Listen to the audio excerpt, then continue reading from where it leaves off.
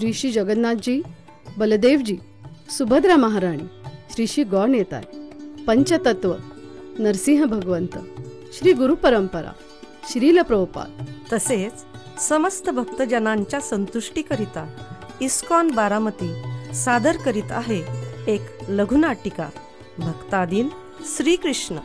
भक्ताधीन श्रीकृष्ण.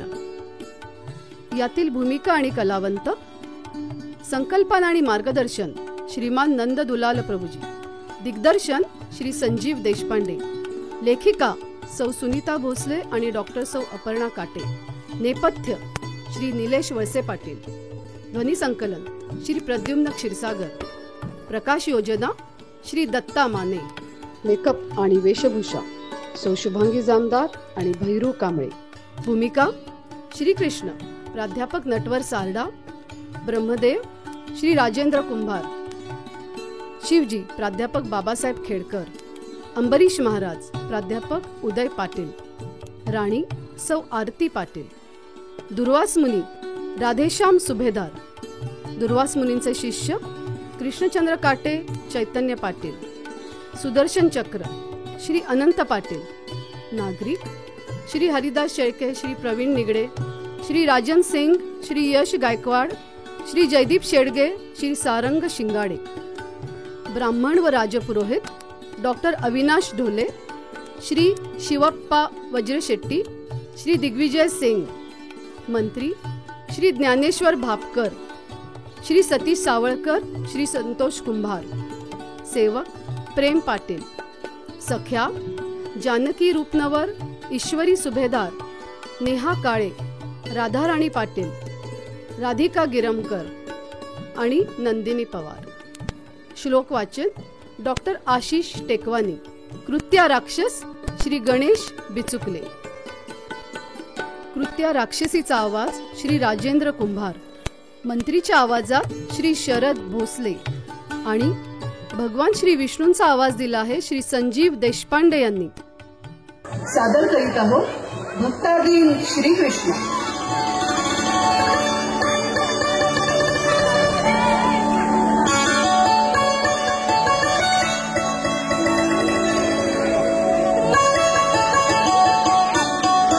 सखी, सांग बरं, जीवनाच्या कोणत्याही अवस्थेत, कोणत्याही परिस्थितीमध्ये भयभीत होणार नाही असं कोण असू शकतं? खरं सांगू, केवळ केवळ आणि केवळ भगवंतांचे शुद्ध भक्तच. अगदी बरोबर ओळखलंस. ते कसे काय, सांग बरं. मी असं ऐकलं आहे, जे भक्त श्रीकृष्णांच्या सेवेच्या सागरात सदैव निमग्न असतात, जे श्रीकृष्णांना हृदयामध्ये धारण करतात, त्यांना कसली आली भीती? अगदी ब्रह्मशापाची सुद्धा. शाप म्हटलं की स्मरण होते दुर्वास मुनींचे, जे ब्रह्मऋषी पदाला पोहोचलेले सिद्ध योगी होते. अर्थात अनेक आश्चर्यकारक शक्ती त्यांच्याकडे होत्या. आतापर्यंत त्यांनी संतुष्ट होऊन जशी वरदाने दिलेली होती, तसेच अत्यंत शीघ्र कोपी असल्यामुळे लहान लहान गोष्टींसाठी अनेकांना शापही दिलेले होते. परंतु काय सखी? महर्षी सिद्धयोगी दुर्वासा मुनींचा शाप यावेळी निष्फळ ठरला. हे कसे शक्य झाले? भगवान श्रीकृष्ण भगवद्गीतेमध्ये असं आश्वासन देतात, कौंतेय प्रतिजानीहि नमे भक्त्या प्रणश्यति. हे अर्जुन, तू सर्वत्र घोषणा कर की भगवत भक्तांचा कधीही विनाश होत नाही. भक्तजन हो, आज आपण अशाच लीलेचे साक्षीदार बनूया, ज्यामध्ये एका शरणागत भक्ताची निर्भयता, याचबरोबर भगवंतांची प्रेम वत्सलता, परमनियंता असून देखील श्रीकृष्णांची अधीनता, या सर्व गोष्टींचा सुंदर अनोखा संगम तुम्हाला पाहायला मिळेल.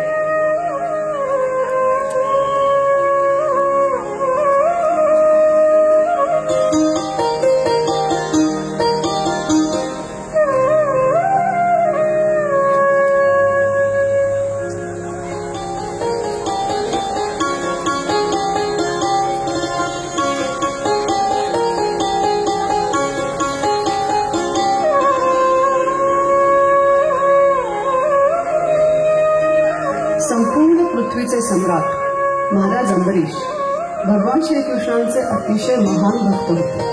ते ब्रजमंडल या ठिकाणी निवास करत होते. ते भगवंतांच्या भक्तीमध्ये सदैव तल्लीन असत. अगं, फुलांच्या हाराचं काय झालं ग? हो, नेहमीप्रमाणे आजही फुलांचे सुंदर हार तयार आहेत. आणि पाकळ्या? हो, फुलं आणि फुलांच्या पाकळ्या दोन्हीची तयारी झाली बघ. पंचारतीचं काय? हे बघा, पंचारती पण तयार आहे. म्हणजे भगवंतांच्या पूजनाची सगळी तयारी झाली आहे. तर महाराज येतच असतील.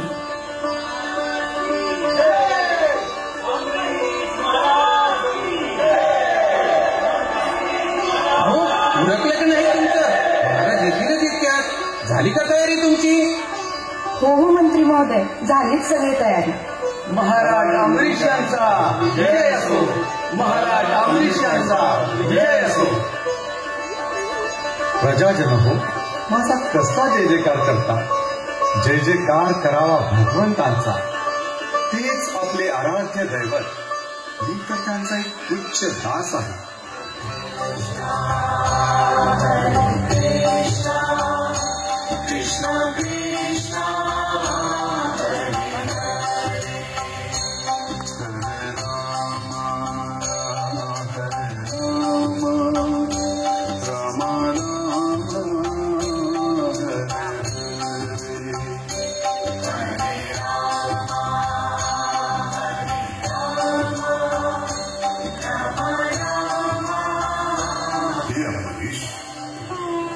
हे भगवंता, माझे स्वामी, प्रिय अंबरीश, मी तुझ्या शुद्ध भक्तिमय सेवेने संतुष्ट झालो आहे.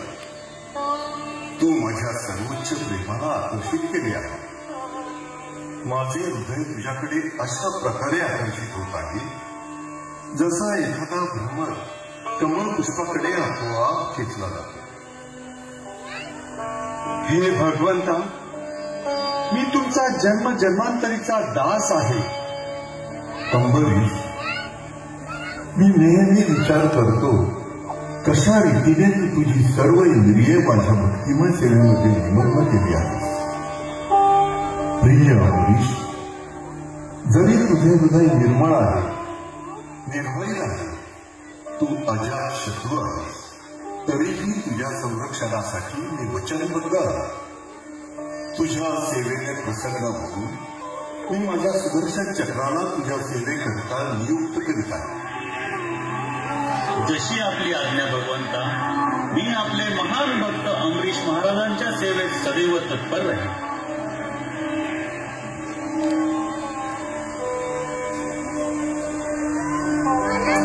हरे कृष्णा, आजचा दिवस किती आनंदाचा आहे नाही?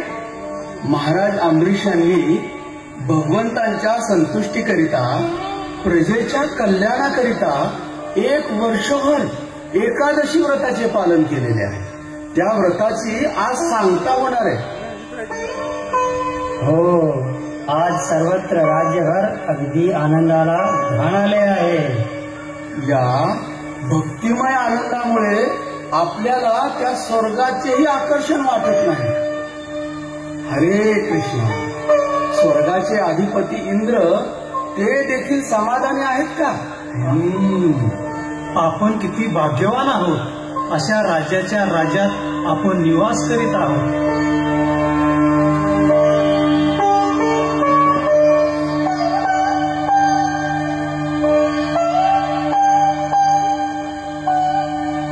हे ब्राह्मण देवतांनो, आज मी तुमच्या आशीर्वादाने एकादशी व्रताची सांगता करत आहे. जय हो, जय हो, जय श्री कृष्ण. अंबरीश महाराजांचा विजय असो. मंत्रीगण हो, सोन्याच्या दागिन्यांनी सजवलेल्या 60 कोटी गायींचे दान करण्यात आले. जी महाराज, आज द्वादशीच्या निमित्त राज्यभर सर्वत्र आनंदोत्सव साजरा करण्यात येत आहे.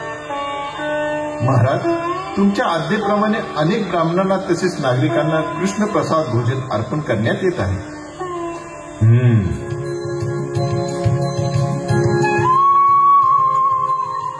अरे, ते पहा, कोणाला आहे? हे तर साक्षात दुर्वास मुनी आहेत. अरे, चला चला चला, आपण ही बातमी राजाच्या शिपायांना कळवली पाहिजे.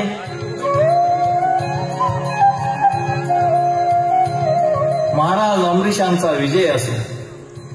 महाराज, योगी दुर्वासा मुनींचे आगमन झालेले आहे. ते तुमची भेट घेऊ इच्छितात. ही तर खूप आनंदाची बातमी आहे. मंत्रीगण हो, दुर्वासा मुनींच्या स्वागताची तयारी करावी. त्यांच्या स्वागतामध्ये काहीही कमतरता राहायला नको.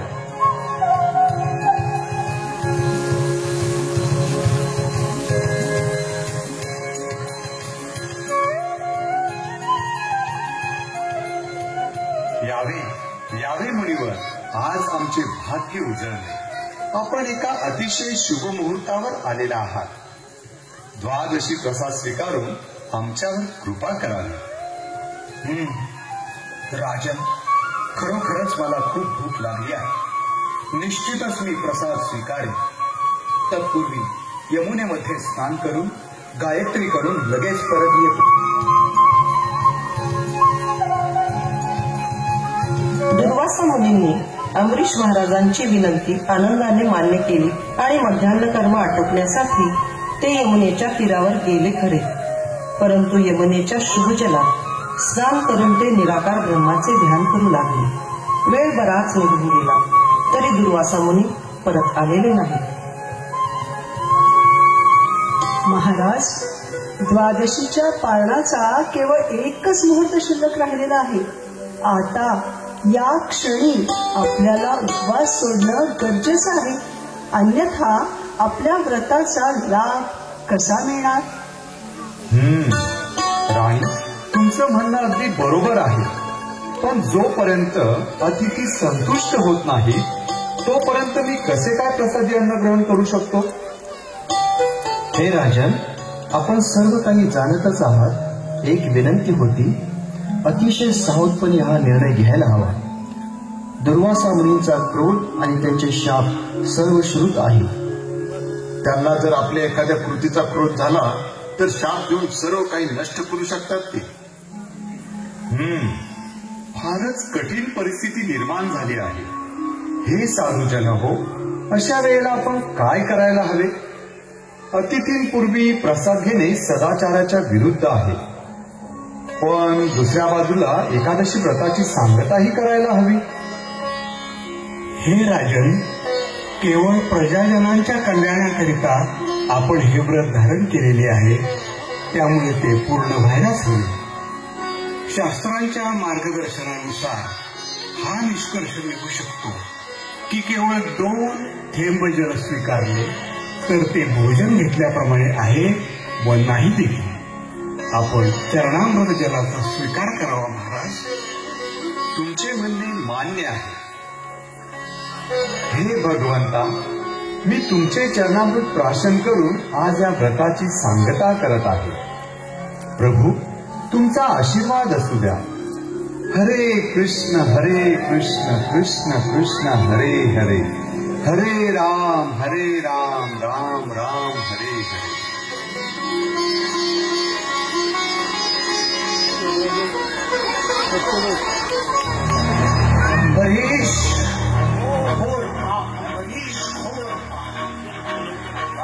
या संपत्तीमुळे फार गर्विष्ठ झाला आहेस. तू स्वतःला परमेश्वर समजू लागला आहेस की काय? मी तर तुला विष्णूंचा भक्तही समजत नाही. मला खळखळणे आधी स्वतः जेवलास.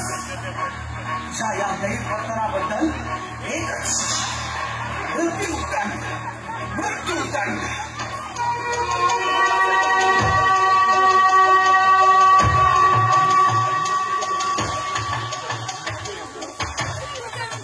क्रोधित दुर्वासा मुनींनी आपली एक जट आपटून कृत्य राक्षसीला प्रकट केले आणि अमरीश महाराजांना ठार मारण्याची आज्ञा केली.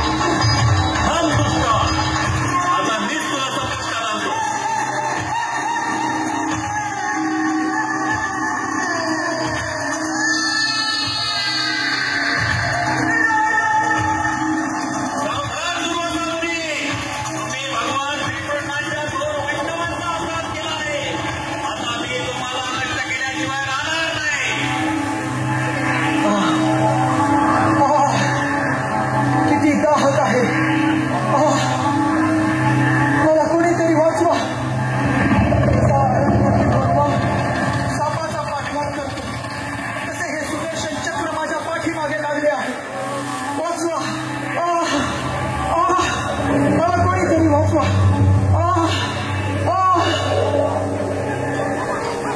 सुदर्शन चक्राला चुकविण्यासाठी दुर्वास मुनी आकाशातून पाताळापर्यंत त्रैलोक्यात शक्य तिथे गेले. सुदर्शनाच्या दाहक ज्वालाने त्रस्त झालेले ते अक्षरशः पळत सुटले आणि त्यांनी ब्रह्मलोकाकडे धाव घेतली. ज्याप्रमाणे जंगलातील ब्रह्मा भडकतो, सगळीकडे पसरतो, त्याप्रमाणे गृहंपाचा हा चक्ररूपी अवतार माझा पाठलाग करीत आहे. बापरे, आता कोण माझे प्राण वाचवेल?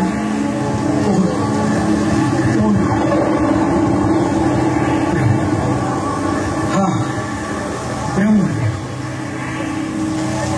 ब्रह्मदेव, ब्रह्मदेव, मला वाचवा, मला वाचवा. ब्रह्मदेव, या चक्रापासून मला वाचवा. हे मुनिवर, या चक्राला थांबवणे माझ्या शक्तीपलीकडे आहे. श्री विष्णू हे पूर्ण पुरुषोत्तम भगवान आहेत. ते या सृष्टीचे सृजनकर्ता तर आहेतच, परंतु त्यांच्या इच्छेने त्या संपूर्ण ब्रह्मांडाचा विनाश देखील करतात. मी भगवान शंकर, दक्ष, भृगू, आम्ही सर्वजण श्री विष्णूंची शरण घेतो. अहो मुनिवर, थोडा विचार करा, हे चक्र आहे कोणाचे? या सुदर्शन चक्राचे अधिपती श्री विष्णूच तुम्हाला यातून वाचवू शकतात. अहो ब्रह्मदेव, असे मला दूर लोटू नका हो. या सुदर्शन चक्राचा ताप मला आता सहन होत नाही.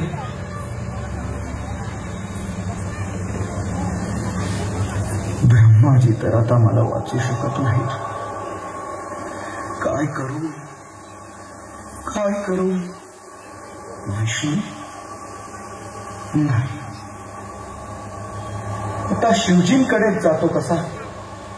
मला तर वाटतंय या सुदर्शन चक्राची दाहकता, त्याच्या अग्नीची शक्ती कैलासावरील शीतलतेमुळे आणि आशुतोष शंकरांच्या कृपेमुळे गोठून जाईल. महत् प्रयासाने दुर्वासा मुनी शिवजींच्या आश्रयाला कैलासावर पोहोचले.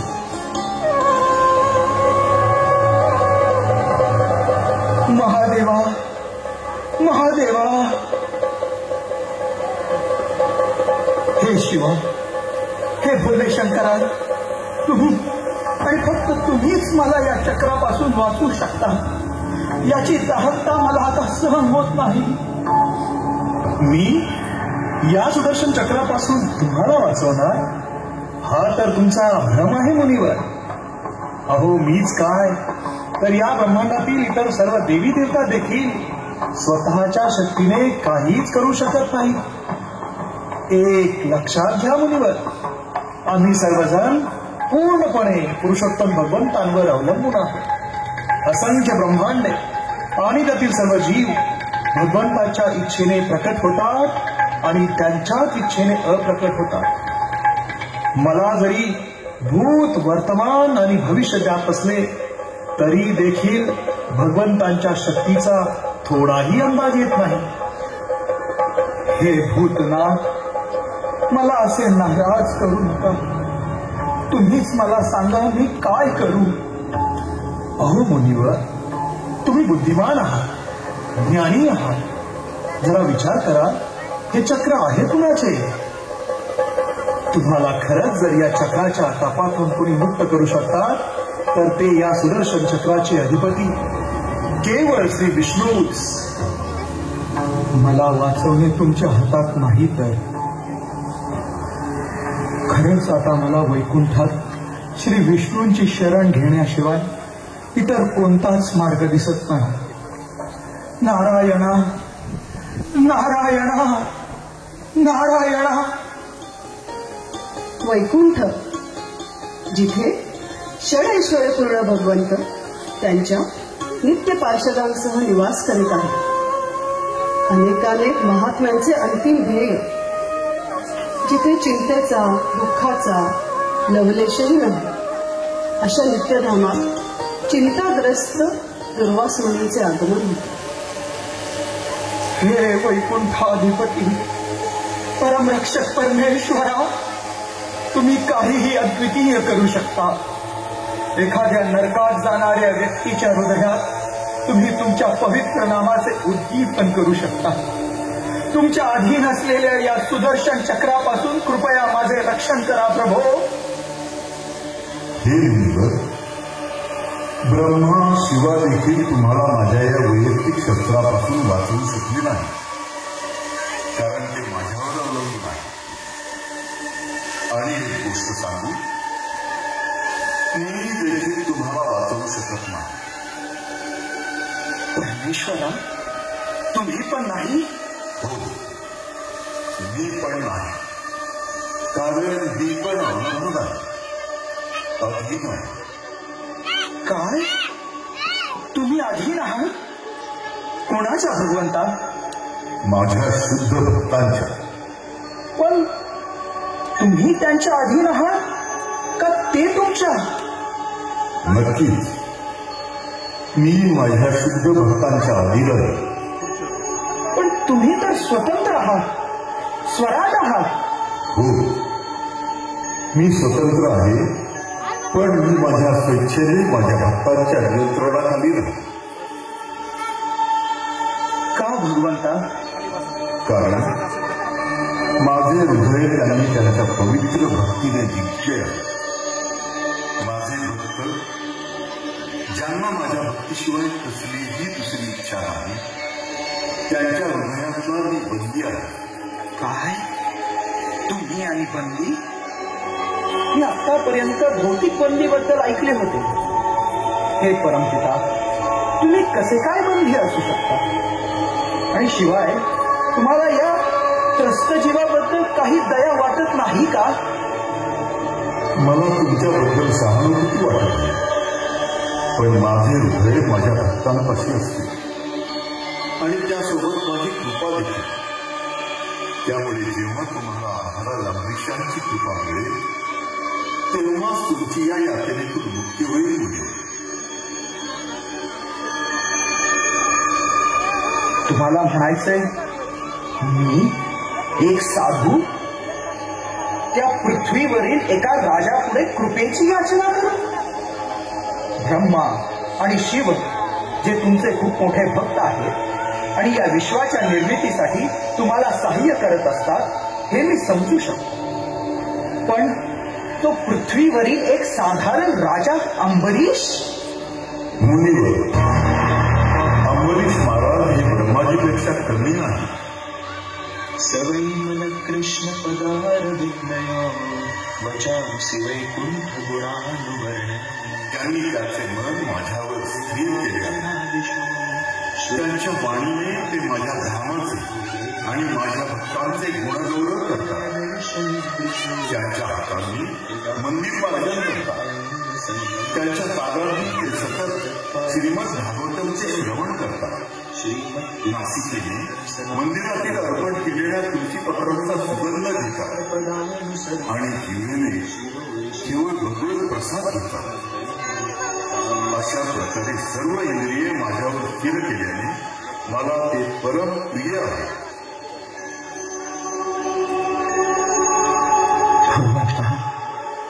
तुमच्या डोळ्यात अश्रू? तो छोटा प्रल्हाद, त्याला हिरण्यकश्यपूने किती त्रास दिला. उकळत्या तेलात फेकली, हत्तीच्या पायाखाली तुडवलं, उंच कड्यावरून खाली ढकलून दिली, पण त्याने त्याची माझ्यावरची भक्ती सोडली नाही.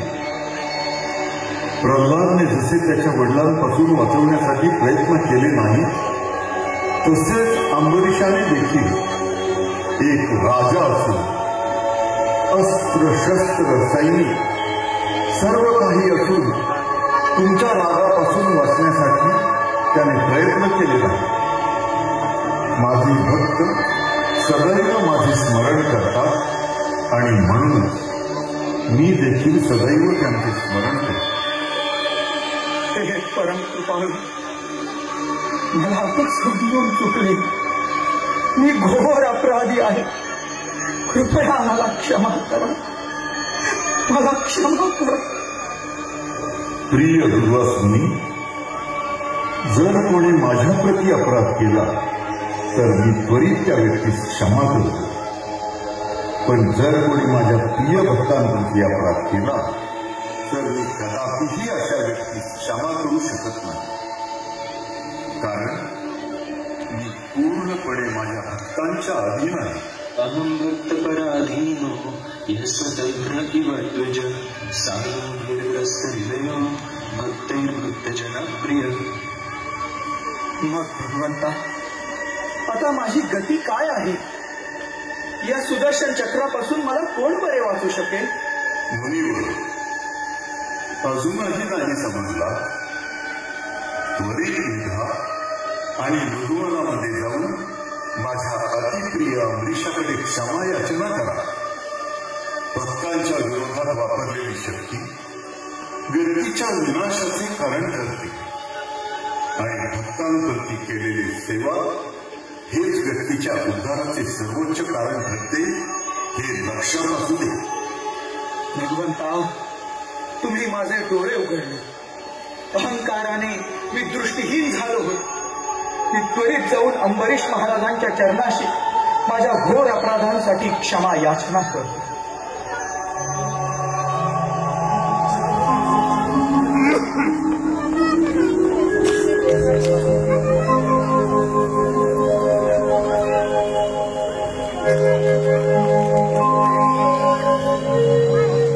कृपया मला क्षमा करा. मला क्षमा करा अंबरीश महाराज, मला क्षमा करा. अहो मुनिवर, हे काय करत आहात तुम्ही? उठा उठा, आम्हाला असं लाजवू नका. महाराज, मी तुमची महानता समजू शकलो नाही.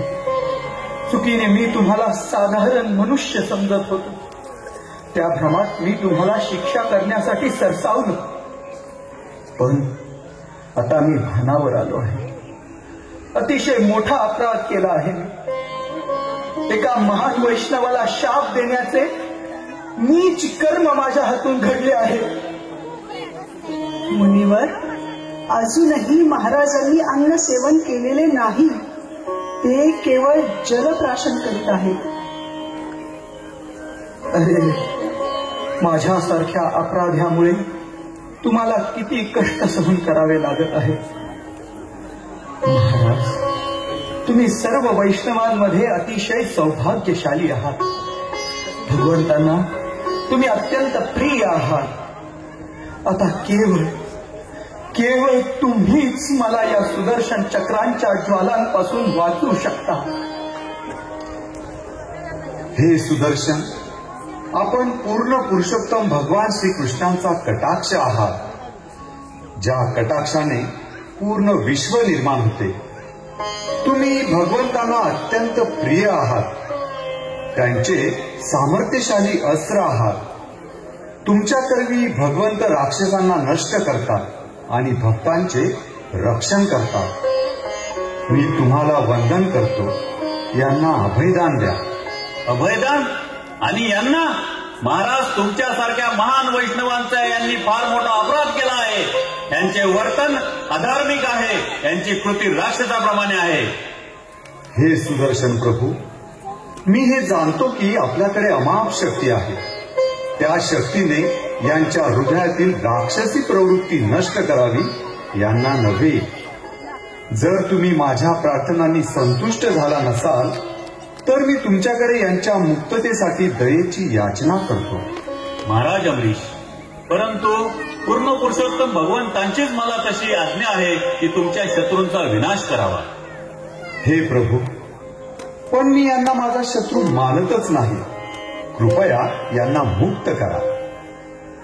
माझे आराध्य दैवत भगवान श्रीकृष्ण, जे माझे जीवन, माझे प्राण आहे, ते माझ्यावर प्रसन्न असतील. त्या भगवान श्रीकृष्णांना जर आमच्या पूर्वजांनी त्यांच्या विहित कर्मांनी अगदी क्षणभरासाठी सुद्धा संतुष्ट केले असेल तर दुर्वास मुनींची या अग्नीच्या तापापासून मुक्तता हो. ठीक आहे महाराज, तशी आपली इच्छा. आज मी वैष्णवांच्या महानतेचा साक्षीदार झालो आहे. अहो, ज्यांना नष्ट करण्यासाठी, ज्यांचे प्राण घेण्यासाठी मी माझ्या तपस्येची शक्ती वापरली, त्यांनीच माझा प्राण वाचवण्यासाठी आपल्या पूर्वजांची पुण्याई भक्तीची शक्ती पणाला लावली. माझ्या दुष्ट अपराधांकडे दुर्लक्ष करून दयावश होऊन तुम्ही माझे जीवन वाचवले. खरोखर आज मी धन्य झालो. धन्य आहेत भगवान श्रीकृष्ण आणि धन्य आहेत त्यांचे ते भक्त. या पवित्र व्रजभूमीच्या कणांचा स्पर्श मला झाला. येथूनच सौभाग्याची सुरुवात झाली. त्यामुळे अंबरीश महाराजांसारख्या महान वैष्णवांचे दर्शन घेऊन सुदर्शन चक्रांच्या प्रखर ज्वालांपासून वाचण्याच्या व्यर्थ प्रयत्नात भगवान श्रीकृष्णांचे दर्शन झाले. त्यांचे उपदेश प्राप्त झाले. त्यांच्या उपदेशांमुळे अपराधांच्या, अहंकाराच्या दाट धुक्यातून मी मुक्त झालो. भगवान श्रीकृष्ण म्हणजे प्रेमाचा सागर. जरी ते सर्वांचे परम नियंत्रक आहेत, तरी देखील भक्तांच्या प्रेममयी सेवेमुळे स्वेच्छेने त्यांच्या अधीन होतात, त्यांच्याकडून आनंदाने नियंत्रित होतात. आज मला त्यांच्या भक्तांची महानता कळाली. भगवान श्रीकृष्ण आणि त्यांचे भक्त यांच्यामधील ते प्रेममयी आदान प्रदान, ते मधुर नातं, त्याबद्दलचं गुह्य भगवंतांनी स्वतःच उलगडून दाखवलं. तो उपदेश मी माझ्या हृदयात कोरून ठेवला आहे. भगवान श्रीकृष्ण म्हणतात, साधवो हृदयं मह्यं साधूनां हृदयत्वम् मदन्यत तेन जानन्ति नाहं तेभ्यो मनागपि. शुद्ध भक्त सदैव माझ्या हृदयात वास करतो आणि मी शुद्ध भक्ताच्या हृदयात. माझे भक्त माझ्या व्यतिरिक्त अन्य काहीही जाणत नाही आणि मी देखील त्यांच्या व्यतिरिक्त इतर कोणालाही जाणत नाही.